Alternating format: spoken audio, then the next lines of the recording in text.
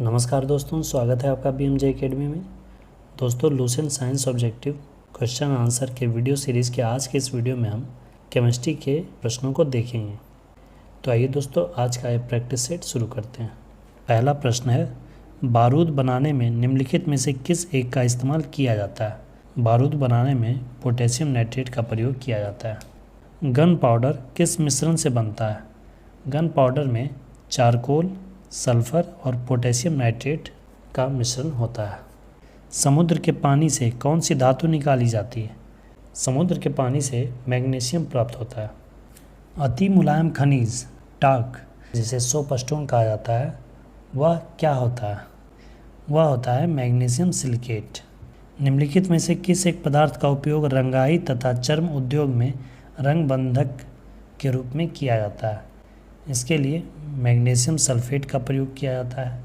Milk of magnesia के रूप में बाजार में लाए जा रहे प्रति अम्ल का मुख्य तत्व क्या है? इसका उत्तर होगा MgOH(2). मिल्क ऑफ मैग्नीशिया का प्रयोग किस प्रकार किया जाता है? मिल्क ऑफ मैग्नीशिया का प्रयोग लैक्सेटिव के रूप में किया जाता है। एप्सम लवण किसका यौगिक है? एप्सम साल्ट मैग्नीशियम का यौगिक है। पृथ्वी की परपटी में सबसे ज़्यादा पाया जाने वाला धातु कौन सा है? पृथ्वी की परपटी में सियाल होता है, सिलिकॉन और एल्युमिनियम। तो एल्युमिनियम इसका उत्तर हो जाएगा। बॉक्साइट अयस्क है किसका? बॉक्साइट एल्युमिनियम का अयस्क है। क्रायोलाइट किस धातु का अयस्क है? क्रायोलाइट भी एल्युमिनियम का ही अयस्क है। बॉक्साइट और क्रायोलाइट दोनों ही एल्युमिनियम के अयस्क हैं। किस उद्योग द्वारा बॉक्साइट कच्चे माल के तौर पर इस्तेमाल किया जाता है? एल्युमिनियम उद्योग। एल्युमिनियम बॉक्साइट से ही प्राप्त किया जाता है। यद्यपि भूपटल में एल्युमिनियम की मात्रा लोहे से अधिक है, फिर भी एल्युमिनियम लोहे से महंगा है। क्यों? क्योंकि एल्युमिनियम उत्पादन की धात्विक विधियाँ लोहे की अपेक्षा अधिक खर्चीली होती है। बॉक्साइट से एल्युमिनियम का निष्कर्षण करने में, शुद्ध एल्युमिनियम प्राप्त करने में प्रोसेस होता है, वह प्रोसेस खर्चीला होता है। एल्युमिनियम के संबंध में निम्नलिखित में से कौन सा कथन सही नहीं है? एल्युमिनियम प्रकृति में स्वतंत्र अवस्था में रहता है, ये कथन गलत है। रक्तस्राव को रोकने के लिए आमतौर पर किस एल्युमिनियम लवण का प्रयोग किया जाता है? इसके लिए पोटाश एलम का प्रयोग किया जाता है, जिसे फिटकरी कहते हैं। जल शोधन के लिए निम्नलिखित में से किसका प्रयोग किया जाता है? जल शोधन के लिए एलम का प्रयोग किया जाता है, पोटाश एलम। निम्नलिखित में से किस यौगिक का उपयोग अग्निरोधक कपड़ा बनाने में किया जाता है? अग्निरोधक कपड़ा बनाने के लिए एल्युमिनियम सल्फेट का प्रयोग करते हैं। जियोलाइट क्या है?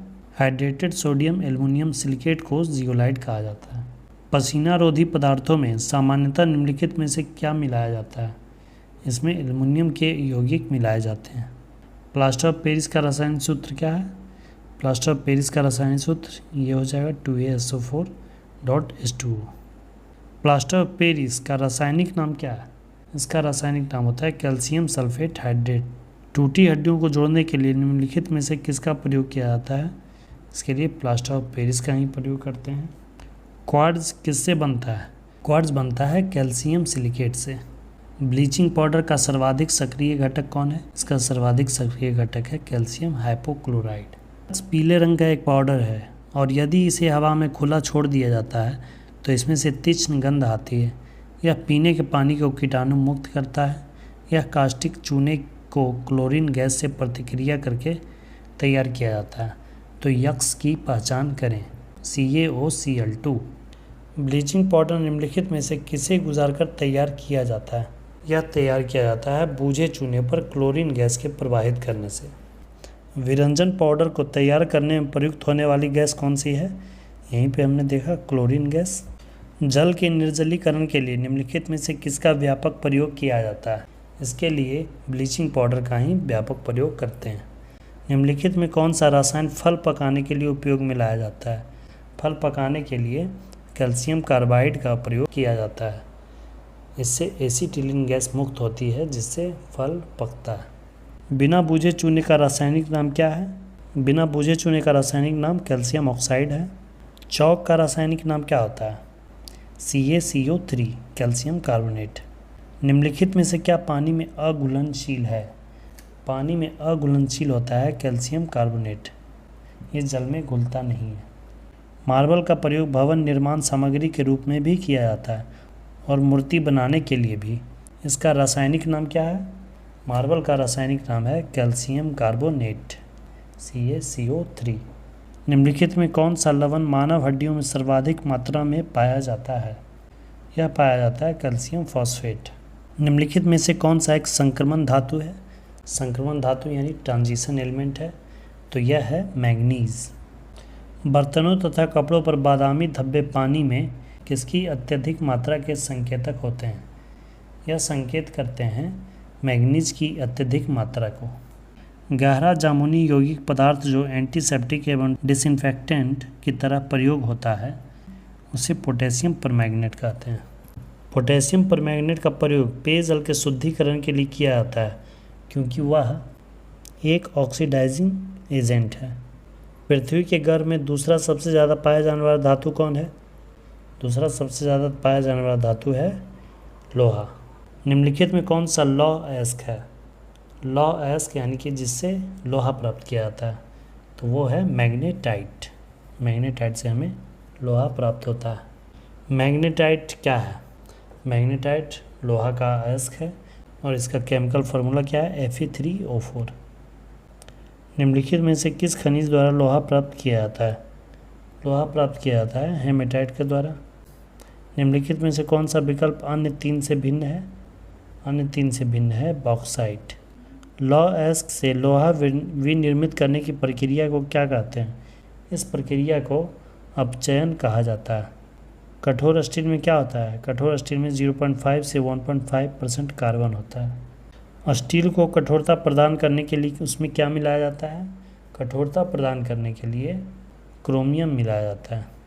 स्टेनलेस स्टील को बनाने में लोहे के साथ कौन सी महत्वपूर्ण धातु का प्रयोग होता है? इसमें क्रोमियम का प्रयोग होता है।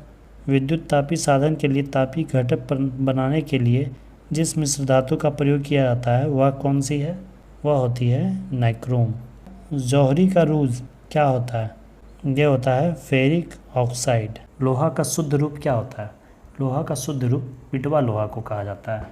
निम्नलिखित कथनों में से कौन सा कथन सही है? इसका उत्तर आयरन सल्फेट और जिंक सल्फेट के क्रिस्टलों में क्रिस्टलन जल की समान संख्या होती है। यह कथन सत्य है। लोहे की जंग रासायनिक प्रक्रिया होती है। लोहे में जंग लगना एक भौतिक परिवर्तन नहीं, रासायनिक परिवर्तन का उदाहरण है। लौह धातु में जंग लगने के लिए वायु में क्या होना आवश्यक होता है? इसके लिए वायु में ऑक्सीजन और नमी दोनों की उपस्थिति अनिवार्य है। लोहे में जंग लगने से क्या होता है? लोहे में जंग लगने का मतलब हुआ ऑक्सीकरण होना। इसमें फेरस ऑक्साइड बनता है। जब लोहे में जंग लगता है तो उसका वज़न क्या होता है? उसका वज़न पहले बढ़ता है और फिर घटता है। जब लोहे की कील में जंग लग जाती है तब आयरन ऑक्साइड बनता है। ऐसी स्थिति निर्मित होती है कील के भार के बढ़त के साथ। गैल्वेनाइजेशन एक प्रक्रिया है जिसमें लोहे की वस्तुओं पर जस्ता का परत चढ़ाया जाता है और यह किया जाता है जंग ना लगने के लिए। जंग लगने से बचाने के लिए उस पर जस्ते का परत चढ़ाया जाता है जिसे कि गैल्वेनाइजेशन कहते हैं। इलेक्ट्रिक बल्ब में फिलामेंट किसका बना होता है? ये टंगस्टन का बना होता है। सर्वप्रथम मानव ने निम्न धातु का उपयोग किया था। सबसे पहले मानव ने तांबा का प्रयोग किया था। इसीलिए हम इतिहास में ताम्रपाषाण युग पढ़ते हैं क्योंकि उसमें सबसे पहले तांबा का प्रयोग किया जाता था, तांबा और पत्थरों का, इसलिए ताम्रपाषाण युग कहा गया है। मैलाकाइट किसका अयस्क है? मैलाकाइट से कौन सा खनिज हम प्राप्त करते हैं? मैलाकाइट कॉपर का अयस्क है। वह कौन सी दो धातुएं हैं जो सिल्वर रंग की नहीं होती? तांबा और सोना। नीला थोथा क्या है? नीला थोथा कॉपर सल्फेट को कहा जाता है। फार्मूला होता है इसका CuSO4.7H2O। पीतल एक मिश्र धातु है जिसके अवयव क्या होते हैं? पीतल तांबा और जस्ता धातु को मिलाकर बनाया जाता है। कांसा मिश्र धातु कैसे बनते हैं? कांसा मिश्र धातु को तांबा और टीन को मिलाकर बनाया जाता है। ध्यान रखिएगा, तांबा और जस्ता मिलाने पर पीतल और तांबा और टीन मिलाने पर कांसा बनता है। गैल्वेनाइज्ड लोहा क्या होता है? वैसा लोहा जिस पर जिंक की परत हो उसे गैल्वेनाइज्ड लोहा कहते हैं।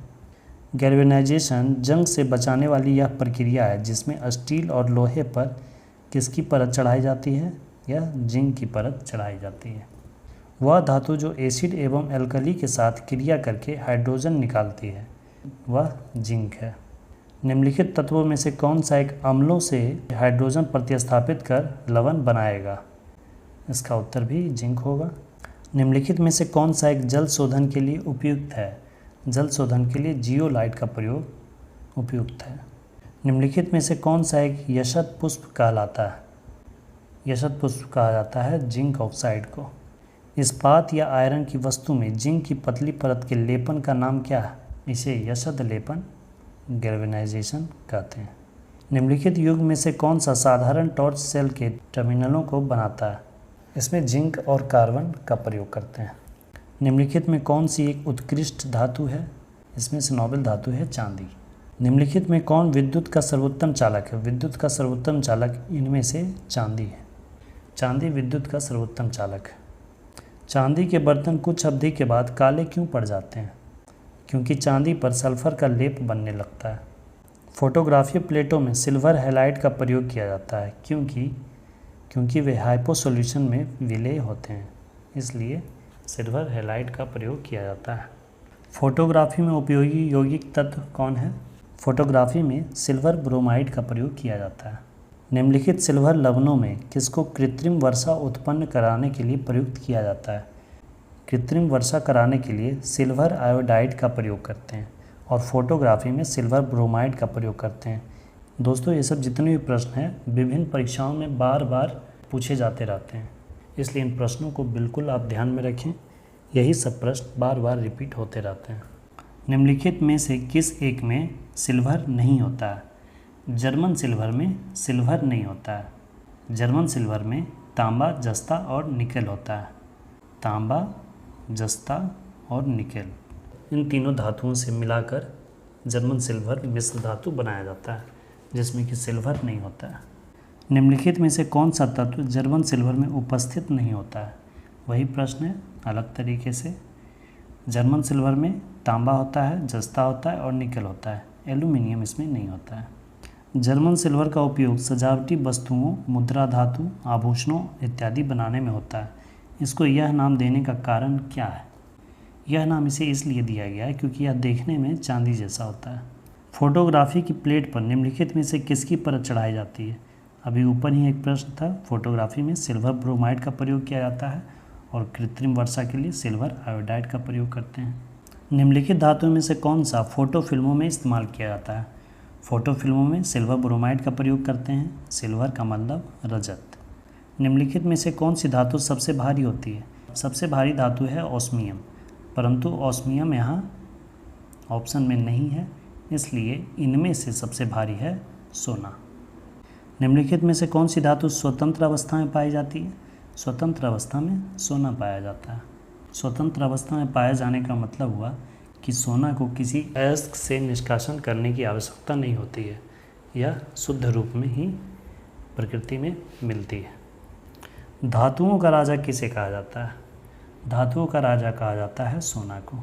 सोने को घोला जा सकता है किसमें? सोने को 3 भाग हाइड्रोक्लोरिक एसिड तथा 1 भाग नाइट्रिक एसिड, जिसे कि अम्ल राज कहते हैं, उसमें घोला जा सकता है, जिसे कि एक्वा रेजिया कहा जाता है। क्विक सिल्वर कहा जाने वाला धातु कौन है? क्विक सिल्वर पारा को कहा जाता है। कमरे के ताप पर कौन सी धातु तरल अवस्था में बनी रहती है? कमरे के ताप पर पारा तरल अवस्था में बनी होती है।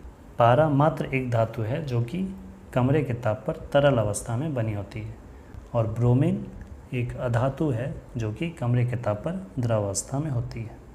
निम्नलिखित में से कौन सी धातु पारद धातु मिश्रण का गठन करती है जब इसे किसी धातु के साथ मिश्रित किया जाता है? इसका उत्तर पारा होगा। किसी अमलगम का एक घटक सदा होता है। अमलगम का मतलब हुआ पारद धातु। पारद धातु में पारा कंपलसरी है कि वो होगा। पारा को ही मरकरी कहा जाता है। इसका संकेत होता है Hg, क्योंकि इसका लैटिन नेम होता है हाइड्रार गैरम। इनमें से किसका प्रयोग थर्मामीटर में किया जाता है? थर्मामीटर में पारा का ही प्रयोग करते हैं। रासायनिक दृष्टिकोण से सिंदूर क्या है? सिंदूर में भी पारा होता है। सिंदूर का रासायनिक नाम मर्क्यूरिक सल्फाइड होता है, जो कि पारा और सल्फर का यौगिक होता है।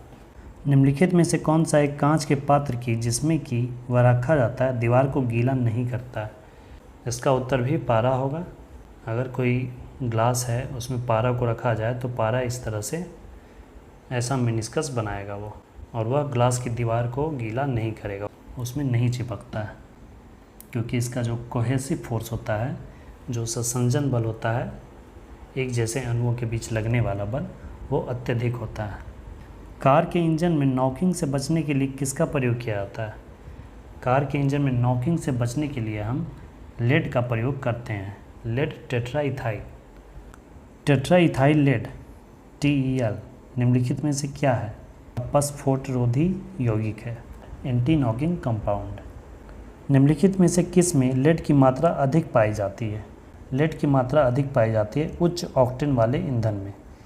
फ्यूज़ तार किससे बनाई जाती है? फ्यूज़ तार बनाने के लिए टीन और सीसा का मिश्र धातु का प्रयोग किया जाता है। टीन का परमाणु संकेत होता है Sn और सीसा का परमाणु संकेत होता है Pb। टीन का लैटिन नाम अस्टेनियम होता है, जिसके कारण इसे Sn संकेत करते हैं, और सीसा का लैटिन नाम प्लम्बम है, जिसके कारण इसे Pb से संकेत किया जाता है। तो ये थे दोस्तों प्रमुख ऑब्जेक्टिव प्रश्न जो कि बार बार विभिन्न परीक्षाओं में पूछे जाते रहते हैं। आप इस वीडियो को 2-3 बार देख लें ताकि इससे कोई भी प्रश्न अगर आए तो उसमें आप गलती ना करें। इसके पिछले सभी वीडियोस के लिंक डिस्क्रिप्शन में दिए गए हैं, आप उन्हें भी अवश्य देख लें। वीडियो को अंत तक देखने के लिए धन्यवाद दोस्तों। जय हिंद।